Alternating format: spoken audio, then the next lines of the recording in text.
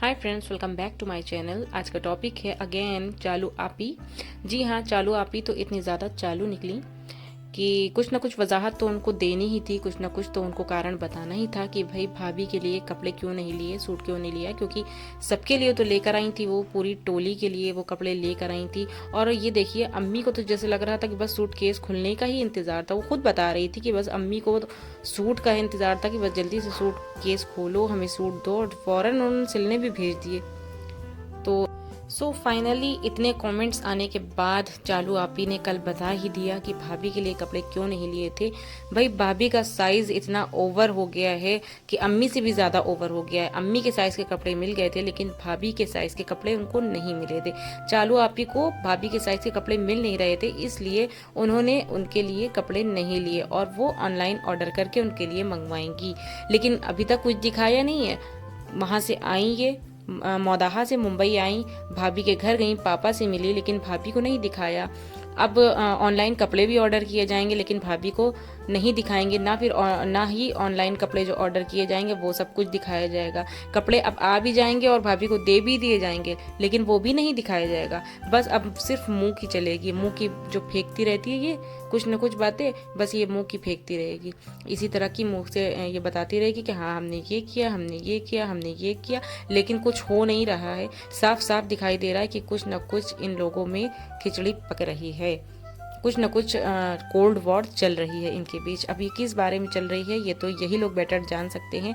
वैसे ये cold war जो है वो काफ़ी दिनों से चल रही है, शादी के टाइम से पहले से ये सारी कोल्ड वॉर चल रही है। क्योंकि उस टाइम के भी व्लॉग्स मैंने देखे हैं, शुरू से मैं इनके व्लॉग्स देखती आ रही हूँ। और शादी के वक्त भी मैंने ये चीज़ नोट की थी, जब शादी के बाद इसके कपड़ों पर जब लोगों ने कमेंट करना शुरू किया था ना कि इसकी भाभी ने इसके सारे कपड़े गोड़ दिए, तो भी जो हैगा ये कुछ ना कुछ हुआ था।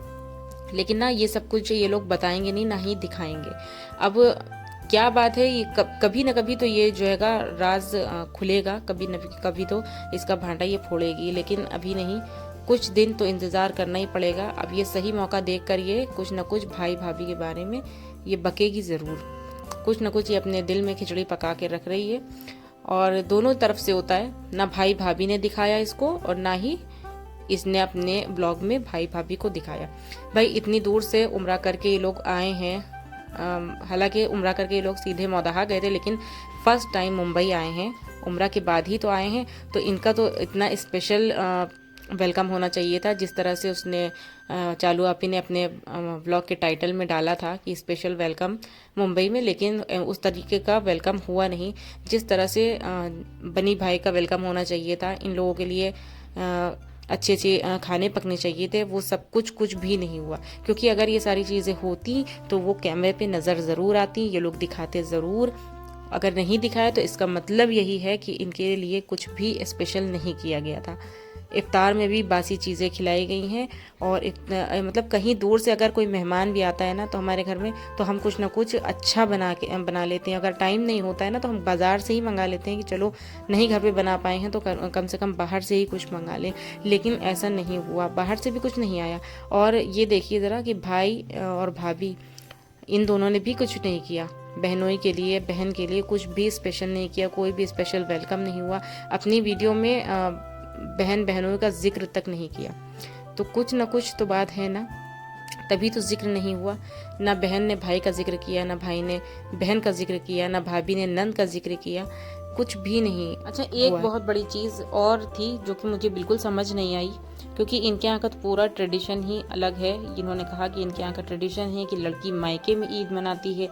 चलिए ये भी ठीक है, लेकिन एक चीज़ और मुझे ये समझ नहीं आई कि हमारे यहाँ तो ऐसा होता है कि जो लड़की की और लड़के की, मतलब दामाद और बेटी दोनों की ईदी घर से जाती है। लड़की के घर वाले भेजते हैं सारी ईदी, जिसमें कपड़े भी होते हैं, सब कुछ होता है, पैसे से लेके कपड़े, मतलब सारी शॉपिंग जो है वो मायके की तरफ से होती है। लेकिन यहाँ पर बिल्कुल उल्टा था। चालू आपी जब आई हैं तो वो सबके लिए कपड़े लेकर आई हैं, सारी शॉपिंग उन्होंने करी है सबके लिए। अम्मी से लेकर खाला से लेकर रिदा रिहान सबके लिए उन्होंने शॉपिंग की है। और बनी भाई को क्या मिला है ससुराल की तरफ से, बनी भाई को क्या मिला, ईदी के नाम पे सिर्फ पैसे। यहाँ पर ऐसा होना चाहिए था। हमारे यहाँ तो भाई ऐसे ही होता है, आपके यहाँ क्या होता है मुझे कमेंट बॉक्स में ज़रूर बताइएगा। जितने भी लोग मेरी ये वीडियो देख रहे हैं भाई आप ज़रूर बताइएगा कि आपके घर में कैसा होता है। बेटी दामाद की ईदी तो मायके की तरफ से ही जाती है ना, तो इनके यहाँ का ट्रेडिशन तो मुझे बिल्कुल उल्टा दिख रहा है कि बेटी लेकर आई है सबके लिए ईदी, और दामाद को यहाँ क्या हो रहा है, दामाद के साथ उसको ईदी के नाम पे सिर्फ पैसे दे दिए गए हैं। और खातिरदारी, जिस तरह से दामाद की खातिरदारी होना चाहिए, जैसी खिदमत गुजारी दामाद की होना चाहिए, उसका 1% भी मुझे दिखाई नहीं दिया। बनी भाई के लिए वहाँ पर कुछ भी नहीं हुआ। जिस तरह से वो आए थे उम्रा करके पहली बार अपने ससुराल, उनकी बहुत ज़्यादा खिदमत होनी चाहिए थी, उनका अच्छा वेलकम होना चाहिए था, अच्छे अच्छे खाने उनके लिए पकना चाहिए थे। जिस तरह से उन्हें ट्रीट किया जा रहा है वो बिल्कुल भी सही नहीं दिख रहा है। और लोगों की तो छोड़ो, खुद चालू आपी किस तरह से अपने शौहर को ट्रीट करती हैं, जिस तरह से वो बात करती हैं, बिल्कुल भी नहीं लगता है। ये बात आपको बताने की ज़रूरत नहीं है कि इस्लाम में शौहर का दर्जा कितना ऊपर दिया हुआ है। हालांकि बनी भाई अपनी तरफ से पूरी कोशिश करते हैं, वो हमेशा इसका ख्याल रखते हैं और घर के कामों में भी अक्सर इसका हाथ बटाते हैं। इफ्तार के टाइम शरबत बनाना, फ्रूट्स काटना, बहुत सारे काम ये करते हैं। इनका काम क्या होता है, ये एक आध कोई काम करती हैं वो भी इनको घबराहट होने लगती है और काम बिगड़ जाता है, इनसे सही काम भी नहीं हो पाता है। हद है कि एक भजिया तक इनसे सही से फ्राई नहीं हो पाती हैं। लेकिन मोहब्बत एक तरफ होती है, चलिए मान लेते हैं कि बनी भाई मोहब्बत में ही सब कुछ करते हैं, इनके सारे काम करते हैं, लेकिन मोहब्बत एक तरफ होती है और सेल्फ रिस्पेक्ट, क्योंकि जब सामने वाला मोहब्बत की जगह हुक्म चलाने लग जाए तो दूसरे जो पार्टनर की इज्जत जो है वो कम होने लगती है, सेल्फ रिस्पेक्ट पर उसकी आँच आने लगती है। लेकिन वो चीज़ बनी भाई को समझ नहीं आ रही है कि अभी आपने पिछले व्लॉग में देखा होगा कि चालू आपी जब ट्रेन से सफ़र करके मुंबई आई हैं तो उन्होंने कहा आज तो मैं भाई कुछ नहीं करूँगी, मैं बहुत थकी हुई हूँ, सनी तुम शरबत बना लेना। तो ये कौन सा तरीका हुआ, तुम थकी हो, तुम सफ़र करके आई हो, तो क्या बनी भाई सफ़र करके नहीं आए हैं, वो नहीं थके होंगे? और फिर वो तो दामाद थे घर के ना, उनको काम करने की तो कोई ज़रूरत ही नहीं थी, उनको तो कोई काम कहना ही नहीं चाहिए था।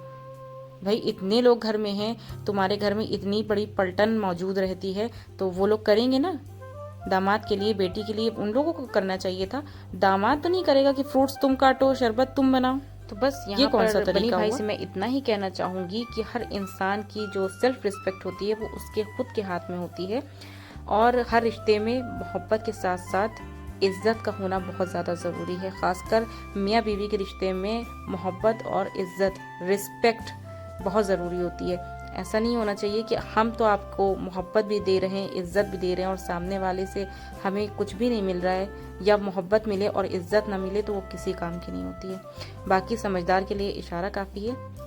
आज के वीडियो को यहीं पर एंड करती हूँ। उम्मीद है कि आप सभी को मेरा वीडियो पसंद आया होगा। पसंद आया हो तो लाइक शेयर सब्सक्राइब करना मत भूलिएगा।